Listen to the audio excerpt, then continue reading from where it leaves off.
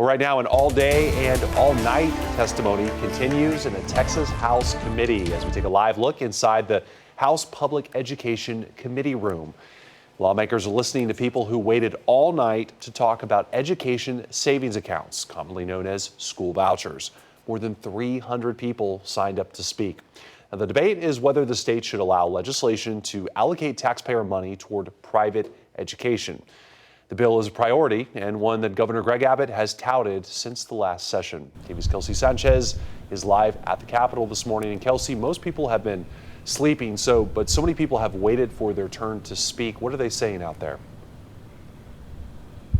Good morning, Adam. Well, yeah, people have waited a long time to get their thoughts, their voices heard on this bill. And we actually had people who drove from the Panhandle and one woman who actually drove from Houston at 4 a.m. yesterday and didn't talk until just before we came on the air. They're talking about why they are for and against these school vouchers. Now, here is the proposed plan. Under House Bill 3, the state would give a student 85% of the average state and local funding amount a public school gets per student to go toward private school education. The amount of the educational savings account could change over time. The Texas Education Agency estimates each account would be almost $11,000. Students in special education would get up to $30,000, while homeschool students would get $2,000. Supporters of the bill have argued school vouchers will serve as a tool to help low-income families.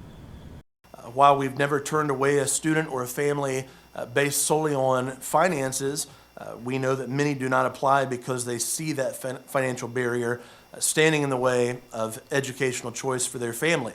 HB 3 addresses this issue by offering financial support to families, ensuring that school choice isn't just an ideal, but a practical option for everyone, no matter their income level. The plan would allocate $1 billion toward education savings account, which families would be able to use for private school education. And critics feel this takes away from the need to fund public schools. Instead of strengthening and investing in our public schools, vouchers would instead abandon them. And the reality is this: Texas already has schools that could thrive if legislators prioritize students over corporate and billionaire interests. We could ensure that every student, whether they come from families 500% below the federal poverty line or 300% above it, we could ensure that they have access to quality education.